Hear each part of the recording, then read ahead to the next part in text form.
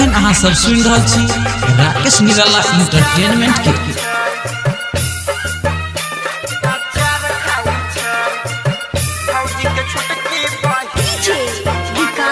Mixed by DJ Rakesh Nirala Daha माँ दुर्गा मटियार कला सीतामढ़ी मटियार कला सीतामढ़ी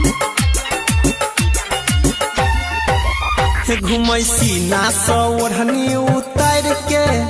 अपन चोली में फग सेंट मार के घुमैसी ना ओढ़नी उतार के हो अपन चोली में फग सेंट मार के। हाँ नया नया छौरा के फसाई घुमैला बाजार जाई छै नया नया छौरा के फसाई घुमैला बाजार जाई छै भौजी के छोटकी बहिनिया कुंवरे में अचार खाई छै रे भौजी के छोटकी बहिनिया कुंवरे में अचार खाई छै। हाँ भौजी के छोटकी बहिनिया कुंवरे में अचार खाई छै अचार खाई छै अचार खाई। अखन अहाँ सब सुन रहल छी राकेश निराला एंटरटेनमेंट के। मटियार कला Sitamarhi DJ Rakesh Nirala Daha चढ़ल जवानी में करे छै ना दहानी कलिए हम देखलौं एकरा गाल पर निशानी नहिरा में घुम काटै छै चहानी ससुरा में जतै एकरा हेतै परेशानी रोजे रोजे नया नया छौरा के फसाई के बाजार जाई छै DJ Rakesh Nirala Daha बाजार जाई छै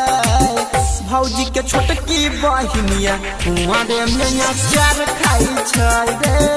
भौजी के छोटकी बहिनिया कुंवरे में अचार खाई छै। हाँ भौजी के छोटकी बहिनिया कुंवरे में अचार खाई छै मटियार कला DJ Rakesh Nirala Daha अखन अहाँ सब सुन रहल छी